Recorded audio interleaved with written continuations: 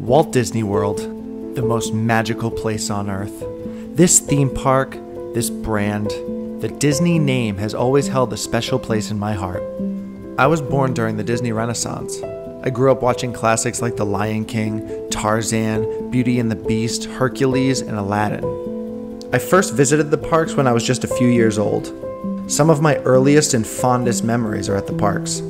Look at me, Mom, I'm happy! Is Mom watching us? My family would travel down to the Sunshine State just about every year to experience the magic of Walt Disney World.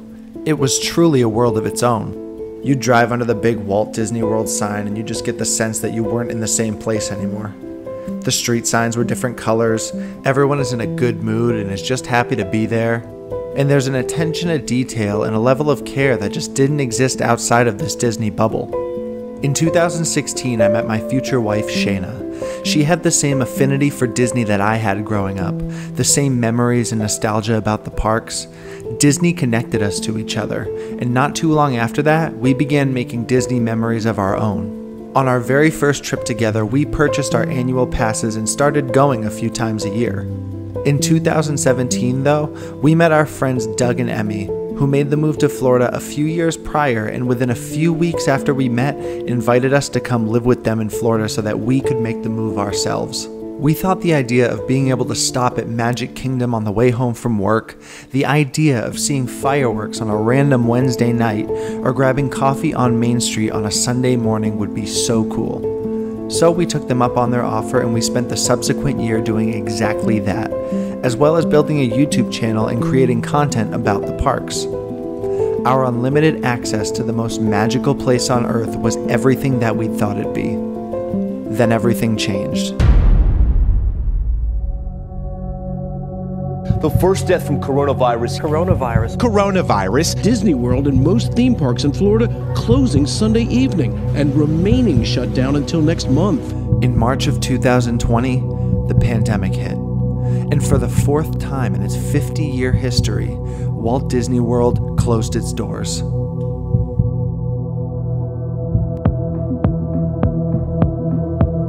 Walt Disney World Resort has officially opened for the first time since the pandemic forced the theme park to a standstill back in March. Disney World is now open in Florida. Walt Disney World reopened on July 11th, 2020, and things looked a lot different than they did in months prior.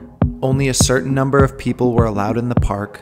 Everyone had to wear face masks and socially distance. There were temperature screenings at the gate. Fast passes were gone. You could only eat and drink if you were standing still. And there was hand sanitizer everywhere. Of course, we were in the height of the pandemic. We still didn't know everything about this virus. There were no proven treatments available, so guests had no issue with Disney taking these precautions. However, over the following year, Disney would go on to make many questionable decisions that guests were finding increasingly difficult to justify. So what changed? The first major change that Disney made was switching to a park reservation system. This made it so that you had to reserve a spot in the park on the Disney app before you go, rather than just showing up and scanning your pass. Now, when you're trying to limit capacity in a park to slow the spread of a virus, this move makes a lot of sense. But we're 2 years into this pandemic, and Disney's already brought back features of the park that encourages close contact and dense crowds, such as parades and fireworks. And in August of 2020, Disney announced that the park reservation system is here to stay, pandemic or not. Why would they do that? Your guess is as good as mine. Disney also got rid of a lot of their complimentary services such as the Magical Express, which is free transportation for guests from Orlando International Airport to their resort, and that's pretty epic.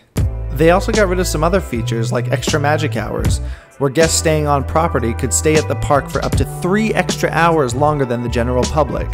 They've now replaced this with early entry, where resort guests can enter just 30 minutes before the park opens.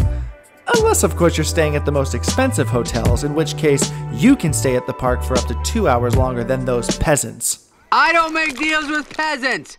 This is on top of the already shortened park hours from 280 hours per week down to just 224 hours per week. Additionally, guests will no longer receive their complimentary Magic Band in the mail prior to their vacation. Guests will now have to pay $19.99 for each person in their party if they'd like a Magic Band. This might be the first time you're hearing about some of these changes. But some other changes have caused much more of an uproar recently, such as the elimination of FastPass Plus, the free service allowing guests to reserve spots ahead of time to significantly reduce ride wait times. They've replaced this with Genie Plus, which is very similar to FastPass Plus, except of course, guests now have to pay a minimum of $15 per guest per day to use the service. That is of course before actually seeing what time slots are available, so it's rather common for guests to go past the paywall only to discover that they can't get on any of the rides that they would have liked to. Are you looking to reserve a spot on one of the more popular attractions like Space Mountain, Flight of Passage, or Rise of the Resistance?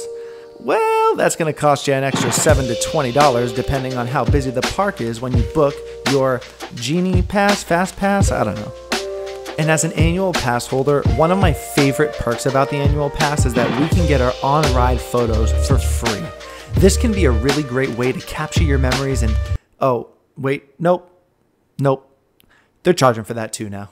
Speaking of annual passes, let's discuss the brand new annual pass system.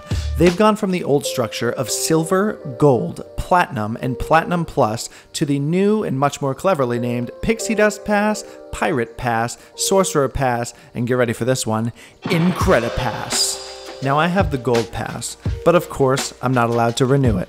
Fun fact, all pass holders must switch to this new system. You have no choice, so let's see what its equivalent looks like. The Disney Gold Pass will run you $719 if you pay it up front, or roughly $50 a month if you're a Florida resident. Luckily, these new passes are a bit cheaper than that. The equivalent to the Gold Pass, the Pirate Pass, will run you $699, or $45 a month. Finally, some good news. But there's more.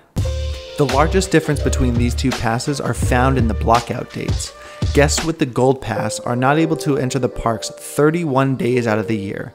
The Pirate Pass, 68, more than double the amount of blockout dates. This significantly decreases the value of the pass, and that's not even to mention the $99 charge if you want PhotoPass access, which again, used to be free for pass holders to enjoy. Free. The Platinum Plus Pass, now the Incredipass, used to feature perks such as unlimited access to Disney's water parks and golf courses. Well, guess what? Those very same benefits will now cost you an extra $99 to access.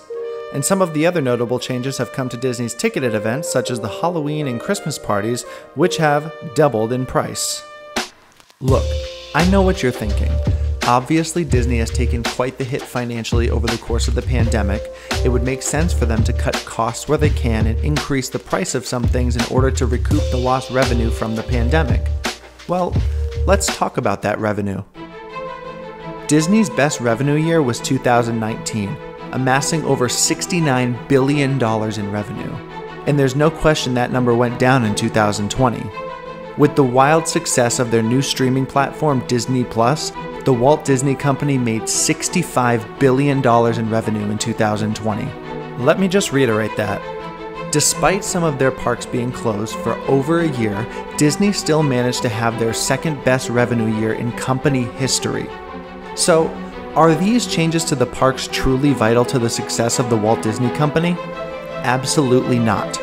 They're very clearly cutting corners and seeing just how much fat they can cut from their budget while maintaining attendance. This strategy is blatantly antithetical to the vision of Walt Disney.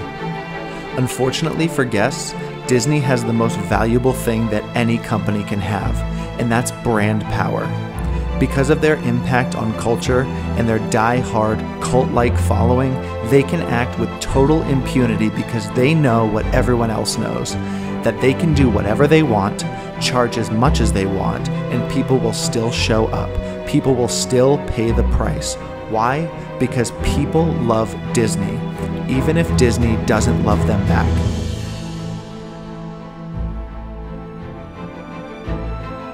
Disneyland is a work of love. We didn't go into Disneyland with just the idea of making money. That was the vision from the man who started it all. And as long as Bob Chapek is running the show at Disney, Disney will not be a work of love. It will just be another greedy corporation.